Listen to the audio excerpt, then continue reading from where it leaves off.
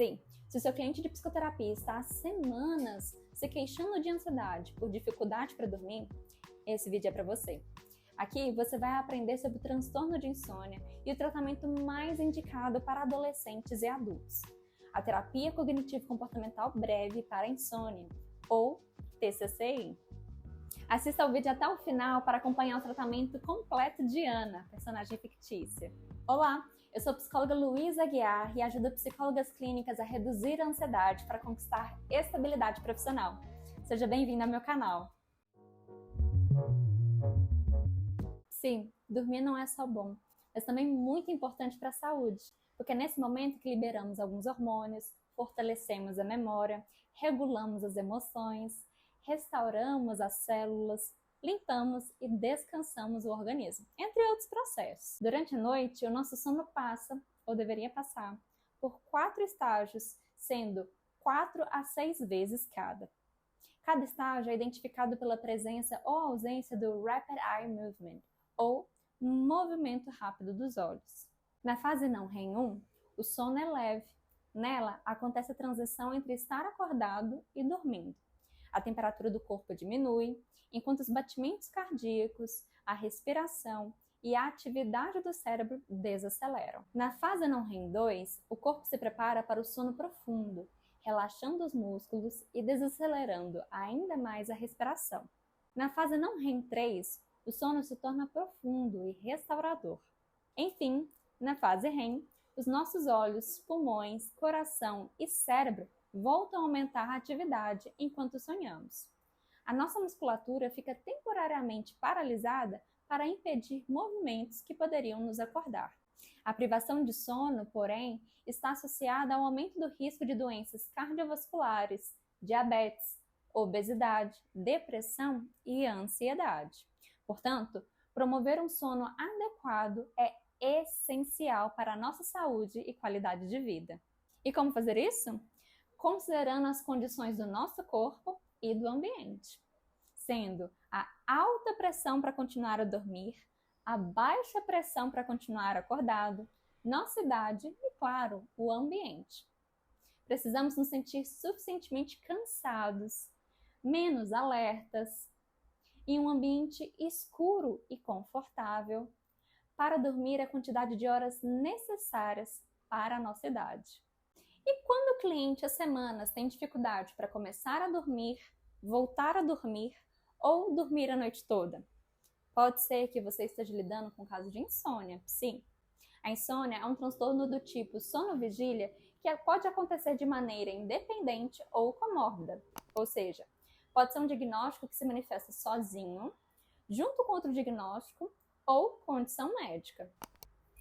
Há 3 sistemas de classificação de transtornos do sono. A Classificação Internacional de Transtornos do Sono 3, ou ICSD-3, Critérios Diagnósticos de Pesquisa, ou RDC, e o Manual Diagnóstico Estatístico de Transtornos Mentais 5-TR, ou o DSM-5-TR. Neste vídeo, eu vou apresentar a classificação do DSM-5-TR, que define o transtorno de insônia com 8 critérios diagnósticos, sendo eles: A.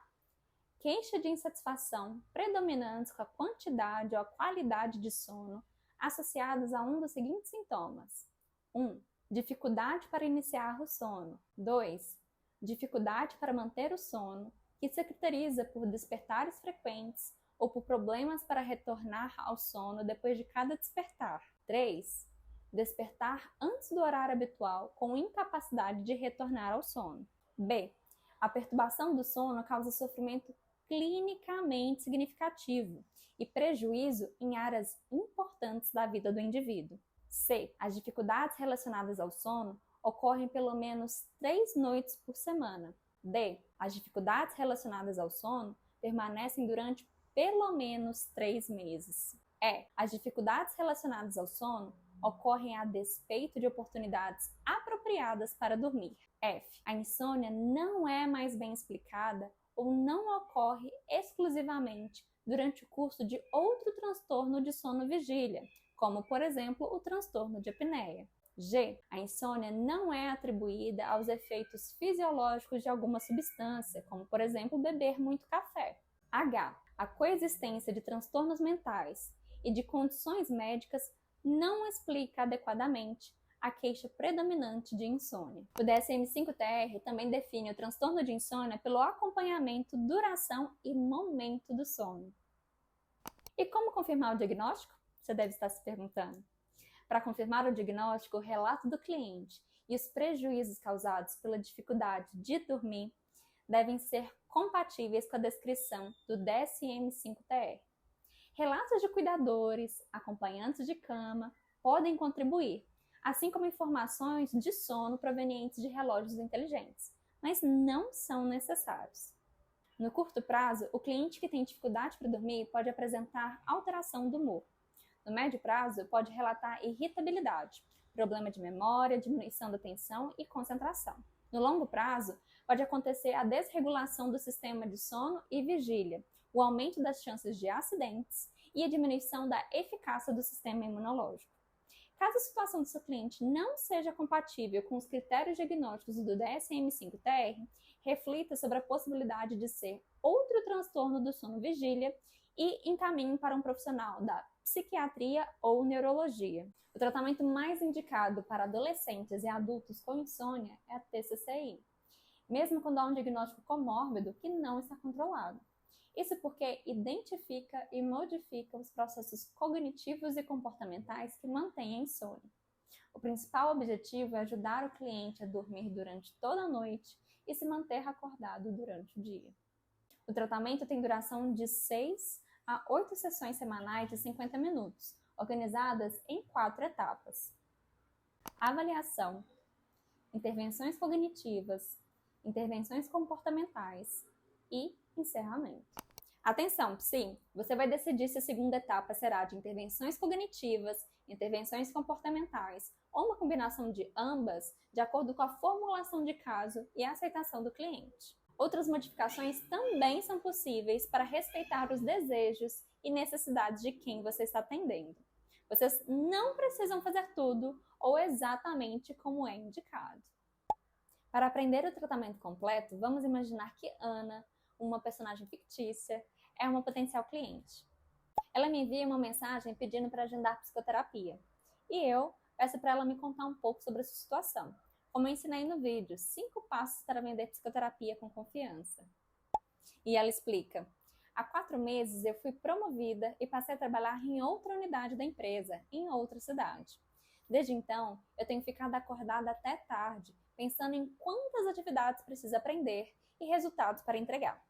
Eu comecei a fazer muitos erros, beber muito café e ficar muito irritada. Minha colega sugeriu terapia porque dormi enquanto dirigia e bati o carro. Estou com medo de me machucar, decepcionar a minha chefe ou ser demitida. Quero voltar a dormir, Psi. Feita essa rápida avaliação se eu posso e consigo atender a Ana, personagem fictícia, eu ofereço algumas opções de horários e dias para agendarmos a sessão. Na primeira sessão, começamos a avaliação, fazendo perguntas para entender quem é o cliente, qual é o seu problema, o que contribuiu para o começo, desenvolvimento e manutenção do seu problema. Também é importante perguntar: o cliente e os familiares próximos têm algum diagnóstico físico-mental? O cliente faz uso de alguma substância ou medicação? E se sim, qual é o nome, dosagem e frequência do uso? Sim, essas informações podem te ajudar a levantar hipóteses diagnósticas comórbidas ou diferenciais de insônia. Durante a entrevista de avaliação, você também pode fazer uma entrevista motivacional para identificar os objetivos do cliente, destacar os possíveis prejuízos e benefícios em se dedicar ao processo, assim como avaliar o nível de motivação, disposição para mudar. Você pode, por exemplo, usar essa régua, sendo de 1 a 3, pré-contemplação, de modo algum pronto para mudar. 4 a 6, contemplação, pensando em mudar. 7 a 9, preparação, me preparando para mudar. E 10, ação ou manutenção, trabalhando ativamente na mudança ou mantendo a mudança. Nesse caso fictício, vamos imaginar que Ana respondeu 7. Vou me esforçar para mudar. Sim, Explique para o cliente o que é o sono, insônia e a terapia cognitivo-comportamental breve para a insônia. Destaque que esse é um processo colaborativo e que, portanto, é imprescindível a sua participação. Isso tudo antes de apresentar o diário do sono. Essa é uma ferramenta que deve ser preenchida diariamente pelo cliente para ajudá-los a acompanhar e avaliar o sono, identificar fatores que atrapalham e que ajudam a dormir, além de indicar progressos. Para evitar esquecimentos, ajude o cliente a criar o hábito de preencher o diário do sono no mesmo local e horário. Por exemplo, manter o diário na mesa para preencher antes de tomar o café da manhã. Ou manter o diário ao lado da cama para preencher ao acordar. Ao final da primeira sessão, os registros de formulação de casos ficariam assim. História. Ana é uma mulher de 30 anos que foi promovida há 4 meses para trabalhar no setor de qualidade, em outra unidade da mesma empresa, em outra cidade. Suas queixas são poucas horas de sono, preocupação, sobrecarga de trabalho e dor no estômago. O seu desejo é conseguir voltar a dormir. Seus valores são segurança e saúde. Ana gosta de ler livros, não gosta de fazer exercícios físicos. As hipóteses diagnósticas são transtorno de ansiedade generalizada e transtorno de insônia. São crenças nucleares sobre si, otimista e esforçada, sobre os outros, não trabalham bem e são difíceis de agradar, e sobre o mundo, imprevisível. São crenças intermediárias, quem quer bem feito, pega e faz. São estratégias de enfrentamento da Ana, beber café para ficar acordada durante o dia, tomar antialérgico para conseguir dormir durante a noite, trabalhar horas extras para corrigir erros e começar psicoterapia. Um exemplo de situação é: ao início do dia, foi lembrada que era preciso entregar relatório de qualidade no dia seguinte. O seu pensamento foi: eu ainda não terminei outro relatório e já tenho outro para entregar. Eu vou me esforçar e vou conseguir. Sua emoção e reação foi: fiquei tão nervosa que tive piriri. Seus comportamentos foram: não dividiu tarefa com colegas da equipe, bebeu café e escreveu relatório durante a noite. Consequência, no dia seguinte, dormiu enquanto dirigia para o trabalho e bateu o carro. Os seus planos de ação dessa sessão foram deixar diário do sono ao lado da cama e preenchê-lo diariamente ao acordar, assim como combinar com um colega de trabalho que mora no mesmo prédio para ir e voltar de carona enquanto não regulariza o sono. As 3 sessões seguintes de Ana foram dedicadas a identificar e mudar as suas cognições, porque ela relacionava as dificuldades para dormir apenas ao trabalho. Na segunda sessão, conversamos sobre as suas preocupações, o que também era uma maneira de testar a hipótese de diagnóstico comórbido de ansiedade generalizada. Ana compartilhou sofrer por se preocupar constantemente com o trabalho, o seu futuro, as suas amizades, sua saúde e a da sua família. Na terceira sessão, Ana compartilhou suas crenças sobre dormir e acordar. A psicóloga usou essa oportunidade para questionar e esclarecer. São alguns exemplos. Não consigo dormir as 8 horas de sono necessárias. Você já reparou em quantas horas o seu sobrinho bebê dorme? E a sua sobrinha adolescente? Cada pessoa tem a sua necessidade de sono. A orientação de 8 horas de sono para adultos é uma média, não é a regra.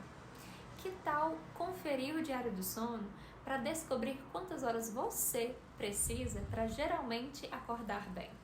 Se eu dormir mais tarde no final de semana, eu tiro o atraso. Embora uma noite mal dormida possa ser compensada na seguinte, a sequência de noites mal dormidas pode desregular o sistema de dormir e acordar do corpo. Você já pensou sobre a possibilidade de dormir e acordar mais ou menos no mesmo horário? Também pode ajudar a reduzir as luzes de noite, fazer alguma atividade relaxante antes de dormir, como tomar um banho quente e ler um pouco do seu livro novo. Se eu ficar deitada, mesmo que eu não durma, eu descanso. Ao ficar acordada na cama, você não ensina o seu corpo que esse é um lugar para dormir e fazer sexo. Você pode experimentar outras estratégias para descansar que não necessariamente sejam dormindo. Aceita perguntar para os seus amigos e familiares o que eles geralmente fazem? E para encerrar essa etapa, na quarta sessão, Quando Ana entendeu que seus comportamentos também contribuíam para a insônia, nós conversamos sobre os comportamentos de segurança que mais atrapalhavam do que ajudavam. As 3 sessões seguintes de Ana são dedicadas ao fortalecimento de suas mudanças comportamentais, de rotina, higiene do sono e controle de estímulos. Com a ajuda da psicóloga, Ana criou uma rotina de mais produtividade no trabalho e mais descanso em casa, baseadas em uma boa noite de sono. Uma intervenção comportamental não foi ensinada. A restrição do sono não era apropriada para Ana, porque ela já havia dormido e batido o carro. Também não seria apropriada para quem tem transtorno afetivo bipolar, transtornos depressivos ou esquizofrenia. Mas pode ser que seja o caso do seu cliente, sim. Essa intervenção consiste em limitar o tempo da cama ao tempo que o cliente acredita preciso para dormir. Para isso, considere um registro do diário de sono. Divida a média de horas de sono com a média de horas na cama. Depois, multiplique por 100. Por exemplo, se o cliente geralmente precisa de 6 horas de sono, mas fica 8 horas na cama, divida 6 por 8, depois multiplique por 100.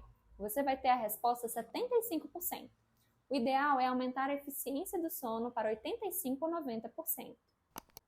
E se o cliente não consegue dormir em até 20 minutos deitado, ele deve se levantar e ir até outro cômodo fazer uma atividade relaxante, para evitar que ele se sinta ansioso novamente ao deitar. Na última sessão de TCCI é feita a avaliação do tratamento, identificação de situações que podem se tornar problemáticas no futuro, mais a explicação da diferença entre lapso e recaída. Ana escreveu quais foram suas melhorias e o que contribuiu para conquistá-las. Avaliou situações que poderiam se tornar problemáticas no futuro e aprendeu que lapso é quando não usa temporariamente as habilidades aprendidas, enquanto a recaída é quando abandona as habilidades aprendidas e volta a ter problemas duradouros como os que tinha no início. Sim, lembre-se que esse pode ser um momento para perguntar para o cliente se tem outras queixas que gostaria de trabalhar em psicoterapia.